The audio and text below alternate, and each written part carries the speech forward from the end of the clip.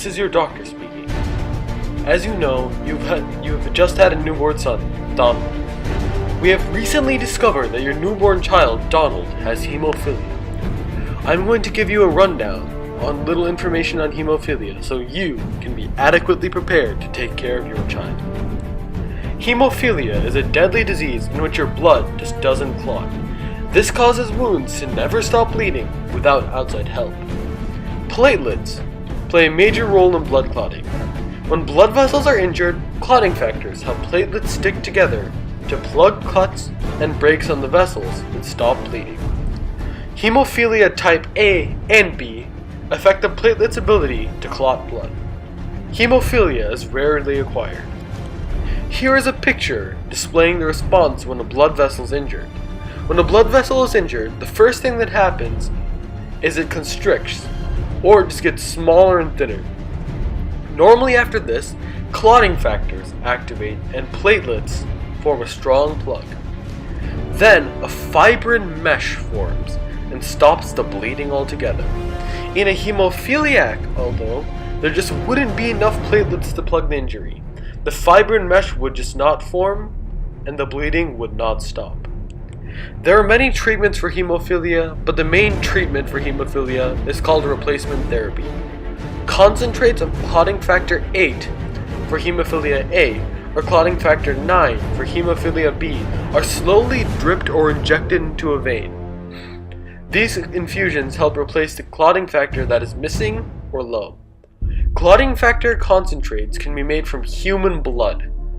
The blood is treated to prevent the spread of disease, such as hepatitis. With the current methods of screening and treating donated blood, the risk of getting an infectious disease from human clotting factors is very, very small.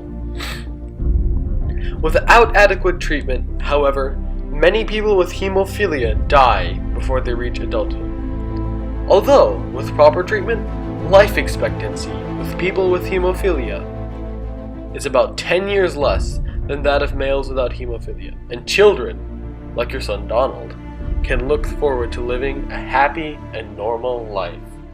Now, on to your genetic counselor, who will now explain to you Donald's genes. Good morning, I'm your genetic counselor.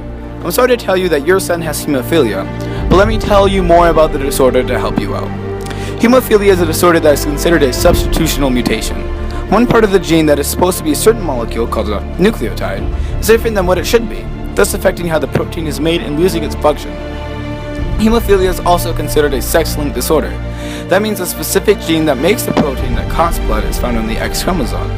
Because of the fact that a male has only one X chromosome, they are more susceptible to the disorder. Why are they, you may ask? Let me show you a Punnett Square. This is used to show the possibility of your child's genetics. Because your son has it, that means the mother is a carrier, having the recessive gene for hemophilia, but having the dominant gene, so hemophilia cannot be expressed. The likelihood of having another child with hemophilia is 25%, but if they are female, they can only be a carrier in your situation, since you don't have it. Hemophilia affects all ethnic groups equally, but luckily, hemophilia is considered a rare disease. It is estimated that 20,000 people in the United States have hemophilia. Here's a pedigree to show you how this was passed down in your family. As you can see, the mother is half shaded to show that she is a carrier and the father not, because he doesn't have the gene.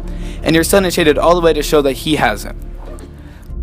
Now, on to Dr. Connors, your molecular scientist, who will explain to you hemophilia on a molecular level. As you know, the genetic disorder hemophilia is found on the X chromosome. This means that boys have a higher chance of inheriting this disease due to the fact that they only have one X chromosome and a Y chromosome, whereas girls have two X chromosomes. That means that they would have to inherit two hemophilia recessive genes in order to actually have the disease. So that's something that you should definitely keep in mind, especially if you are planning on having any future children. The X chromosome holds the F8 and F9 genes, and here is a diagram showing you the X chromosome and the location of the two genes. Now, these small little genes are essential for making proteins called the coagulation factors that are used to clot blood. Here's a picture of an active coagulation factor. The F8 creates the F8 gene creates the coagulation factor 8, and the F9 gene creates the coagulation factor 9. These two work together in order to clot the blood in the body, and without them, your body is defenseless against blood loss, whether it is internal or external. An example of what that would look like is this picture. This is an example of bruising on a man's arm. And this is what would show up. It's very intense bruising, which is what you would get because you wouldn't stop bleeding. Now this mutation, the mutation that causes this disorder is a chromosomal disorder, which means that there is something wrong with the actual chromosomal DNA itself in each one of your cells. This means that there can be missing genes, which are called deletions, added genes, which are called insertions, or replaced genes, which are called substitution. The substitutions are typically not as severe as the additions, which are the insertions or deletions. Thank you, Dr. Connors, for that glorious explanation. Now, did you know that hemophilia is called the royal disease? This is because the Russian and the English royal families both had hemophilia in their blood. Queen Victoria's descendants were cursed with poor health, all because of hemophilia. The Russian royal family turned to Rasputin, a scholar in Russia. Rasputin ordered Alexei to stop taking aspirin, which seemed to cure his health. This is the timeline of hemophilia. The first treatment was found in the 1950s, when doctors transferred blood plasma to the hemophiliacs. New treatments that were recently discovered are called gene therapy and, of course you already know, replacement therapy.